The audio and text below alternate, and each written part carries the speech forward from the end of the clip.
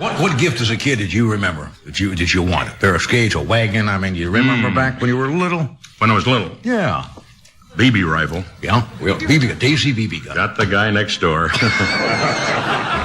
Picking those things out of his head. Jonathan Winters showed up to Carson's desk like a man who had already decided what kind of interview this was going to be. Coming out of the service, my father said, which is standard, I think, for most fathers, to a boy, he said, what are you going to do, kid? You haven't done anything for the last 3 years with yourself. Of course, and I was a corporal. I mean, that was a big thing to me, you know, a corporal. I was told that if you made corporal, you were as good as a general. Yeah. I believed that. These are Jonathan Winters' funniest jokes on Johnny Carson. Winters' prank calling Carson as Mr. Walton. I got this call one day, and it was from you, although I didn't know it at the time. And I was just finishing up the show. I said, Johnny Carson? I said, yes. He says, Mr. Walton? I'm with J. Walter Thompson, advertising agency in here in New York. My ears, just the whole scalp went up. And he says, we are doing some commercials for the Buick Company. I remember it so well. And he says, we'd like you to be our spokesman. And, of course, there's $2,000 in it and a new Buick. And right then, $1 would have been, didn't have any money. You know you're a true comedian when the joking doesn't end when the camera's shut off. And I knew that you knew that I had to go back to California. I had to come back and do a show I was doing, and I wouldn't be there. So I started to do, little disclaimers like, I'd love to do it, Mr. Weldon, and then you started getting nasty. Just a little bit. Well, what do you mean you can't do it? That's the trouble with you California guys. You come into town, give you a job, you don't want to stay. And then you got really angry. And I'm practically dying. And I could have killed you at that time. But then he says, that's Johnny Winters. And I could see the Buick just flying away. And I'd already spent the $2,000 on the house. Bonnie Hunt explains Jonathan frisking her at his house. I've been over to Jonathan's house. My husband and I went out to visit him one time in Santa Barbara. Now, what's it like? Well, getting into the house was an experience because you have to call from the front gate, and somebody answers the phone and buzzes you in. I see. And we called, and we got the room's been rented. Quit calling here. Oh. And it was Jonathan, of course. We called 6 times. Somebody Six different people, all Jonathan. Mr. Yes. When you're not home tonight, we could leave a message. Right. Bonnie reveals on Carson's couch that Jonathan frisks visitors before allowing them inside his house, confirming that Winters never left his characters when shooting concluded. The whole thing, and then he finally let us in, and we were frisked. Remember that? Well, just me, anyway. You left my husband alone. I didn't touch him. We've electrified the gate since I saw you. It's funny to see those people, and it's a big sign. You can't miss it. Yeah. Of course, it's in Thai. But they just kind of wind up. Grab it.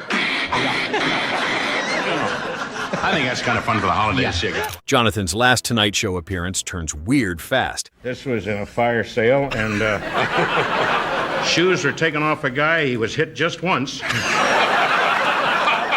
So it's a lot of good use in those shoes I yet. bought. Yeah. Well, you look Very very nice. outstanding store, so at least it's me, I'm not kidding anybody. It's a total of $113 for Well, that's everything. very nice, John. Good to see you again. Well, good to see you, guys. I tell you, I can't believe that this is my last show. Well. Let's see, you're going up until, what, the 22nd? 22nd of this month. 22nd. Yeah. Well, Ed, I guess you've saved a lot of your money. Jonathan walks directly into the emotional weight of his final Carson appearance and starts bending it away from clean, sentimental territory before the room has fully committed to whatever kind of goodbye the introduction was promising. Winters and Bonnie Hunt having on-set chemistry. He was speaking very highly of you a moment ago. Did you hear that? Yes, I did. Yeah. Now I have to live up to it. Nah, how are you? Good to see you again. Okay, how are you? Yeah. Do you see him outside of the show at all? Well, not since I'm married, no. Yeah. Well, I didn't mean... No, I didn't mean in that sense. I meant as a social thing, Yes, I do. Yeah. Well, I guess so. Hey, listen. What, honey? Would I be out of line in asking you to turn the dress around? Jonathan turns the Davis Rules promotional segment into a loose character standoff with Bonnie, making the plug the least interesting thing happening before Carson even asked his second question. Winters never liked math. I was calling on, failures then. I mean, mind failures, arthritis in both feet. So I'd say, I can't walk, sir. I can't walk to the board. Maybe if you bring the board to me. Get up. Surely. But, I like the multiple choice stuff because you had a shot at it. You know. where did you go to school? Well, you could take a guess. Did you have multiple choice? Sure, we had some I of those. told you, Dr. Nendler. You cheated me. We didn't get the multiple choice. God bless you. The essays were the worst. The blue book of the essays. I never. Oh, well, now you're talking about college with the blue book. I was in college just about an hour. The way he explains the math class and struggles with his teacher tells you all you need to know about what kind of student he was. Jonathan's "I was always disturbed" opening. Talking about that several nights, you... No, I got along fairly well in the service. No. I was always disturbed because I didn't know where I was. and unless you're an officer, you see, you're not clued in. And you're not given the top papers, which I felt I should have had at least one or two papers. And I kept asking questions, which is always trouble. Running up to a captain, you know, or a colonel like yourself and saying, "Where are we, sir?" None of your business. Move out. This line arrives with the calm confidence of a man listing a professional credential rather than making an unusual personal confession. And I was always moving out. I was frightened a great deal of the time. I was frightened of the guys. I didn't understand a lot of them. They didn't understand me. I was kidding all the time, you know. I'd be in grandma 1 minute. And, "Hi, honey," you know. That would, a lot of guys didn't understand. That would shake up a barracks late And at I night, turned, yes. I'll never forget, to a full bird colonel, and did a voice on him, which I'll never forget. And I said, "Oh, sir, what is your name?" Winter says, "I could have sued you."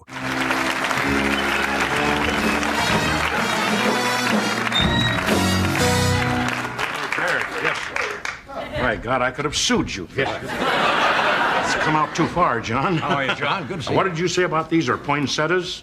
Or what? He says poinsettias, I say poinsettia. What do you You say? say what he says always.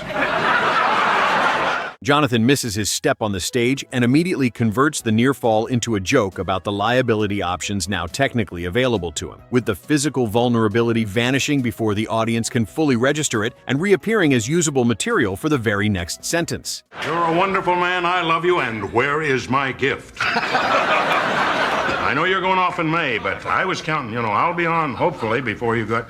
I hope so. Cinco de Mayo. You can come back anytime. Oh, thank you. God bless you. I guess I'm going to my chair. Sure. I just came to... Hello. How are you, sir? Colonel. Nice to Wonderful see you. to have you aboard. Thank you. Sit down and take a seat. Thank you, sir. Thank you. You always do this? Yes, I do. Thank you. Those little rascals will eat you alive. Jonathan's hilarious take on in-laws. Father-in-law sometimes say, and she always says, Well, I want to take my mother again this year for at least a week. Mother doesn't like it where she is, and I want to take her. and the guys, "Oh, please, please." I suppose we're going to take your dad, too. Yes, we're going to take Dad, too. And there's always a problem with in-laws of, "I didn't think we were going to go there. I don't want to go there." Jonathan takes a family setup and performs it like a staged domestic scene, giving the mother-in-law and father-in-law distinct voices and conflicting agendas before Carson has agreed to watch a play or received any program to help him track what's being assembled in real time. And that's all right if the guy would throw in some coins. But usually it's this. I seem to have left my money at home. I don't have anything. But I can remember. He doesn't summarize the family conflict for comic efficiency, but performs it like a household drama that found its own momentum, with each invisible family member receiving enough character detail to feel like a genuine casting decision rather than a simple exaggeration deployed to reach the punchline faster. By the time the family has fully populated the couch, Johnny's laughter carries the quality of a host who stopped asking when it will end and started genuinely enjoying the show. The nobody's offended joke. Jonathan announces he wants to make sure none of the guys are offended before what's about to arrive, and Carson reacts to the disclaimer itself before the nobody's offended joke. The big band stuff. Oh, boy, I love the big bands. And that's why we got the big band here. Duke Ellington.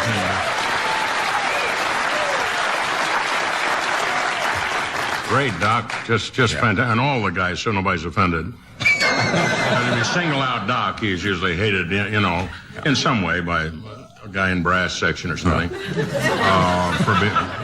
For being a leader. But most of the guys, I'd say at least 98% love you, right?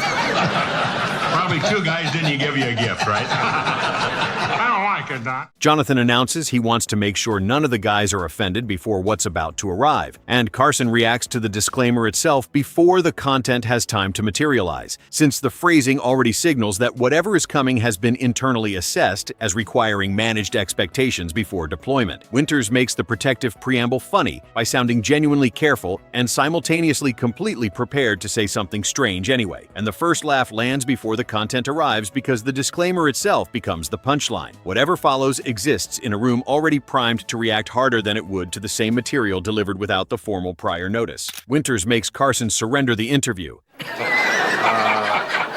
I can feel my toes now.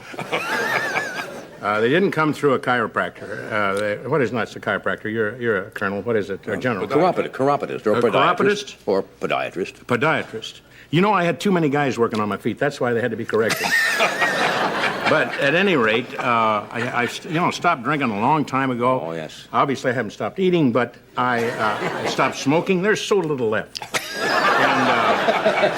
And that's out. And the feet are out. And that's a memory, too. That's a memory, you know? Yeah. It falls off and it's gone away. It flies away. In the Parents Like to Drink clip, the funniest detail is watching Carson progressively stop trying to run a recognizable interview, with that acceptance arriving gradually rather than all at once being what makes the segment sustain itself as comedy rather than producing a single disruption followed by a conventional recovery. Jonathan answers in fragments, voices, and sudden direction changes until Johnny's role converts from curious interviewer into a man doing his best to remain visible inside someone else's comic structure, and Carson laughs more freely around the third or fourth redirect once he recognizes that active steering won't improve his position. Carson mentioned in interviews that the only productive approach to Jonathan was early complete surrender executed smoothly enough that the audience didn't observe the transition happening, which is a hosting skill requiring genuine precision to perform in real time without drawing attention to itself. Jonathan turns a book plug into a confession. A woman, in one of those magazines.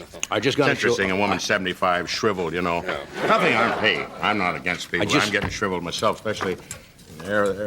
I'm looking for one. What are you looking for? I'm just looking for one. Take your time. You won't be graded until well after 8. Pencils down. Time's up.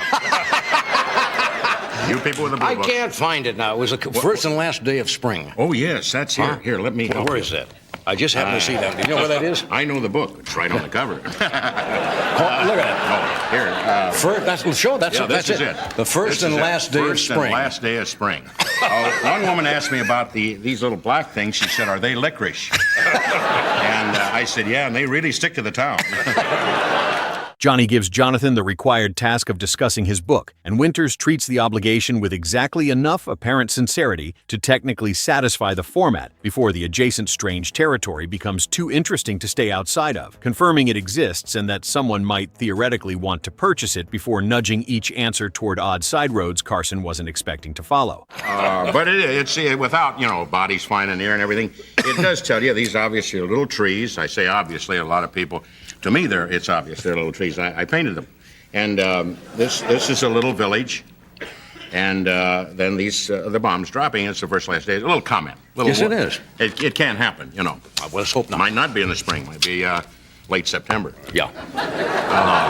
Every answer feels like it might become a voice, a memory, or a private advisory from a character only Jonathan has personally met, and Johnny laughs hardest when he catches himself trying to return to the promotional thread and discovers he can no longer locate where in the conversation he last placed it. The segment works as a joke about show business promotion itself, since even the formally required plug gets absorbed by Jonathan's imagination before it can fully function as advertisement, making Carson question his sanity. No.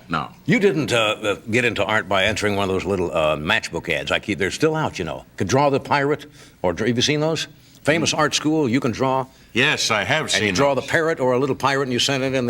I did a combination and was still turned down. I did. You mean they turned somebody down? Oh, sure. I did the parrot, apparently on the wrong shoulder of the pirate, and then I did the pirate eating the parrot. And the guy sent me a heavy-duty letter. He said, obviously, you got big problems. Of course, as I was writing from the place. The Never Disappoints appearance features Jonathan giving answers that make Johnny look like a man running a quiet diagnostic on whether the interview is still connected to the reality both men began the segment occupying, with Winters sounding completely certain about whatever he's saying while the actual thought keeps migrating further from normal interview territory. Johnny asks something simple and ends up chasing a response that changed shape halfway through its own delivery, and the audience laughs at the original answer and then laughs again at Johnny trying to locate a safe follow-up that won't produce another version of the same pleasant conversational disaster. Carson recalled later that the Never Disappoints appearances required him to fully abandon whatever follow-up he'd planned and simply react to wherever Jonathan had most recently arrived, and his laughter in the later portions carries the quality of a man who released the requirement to maintain conversation control and discovered that releasing it produced something funnier than anything the segment had been generating while he was still actively trying to steer it. Jonathan Winters made every Carson appearance feel like the show had briefly become a different and more interesting program, and every clip in this collection captures the moment when that conversion was actively happening in front of a live audience. Comment your favorite Winters joke in the comments and subscribe for more classic Tonight Show moments.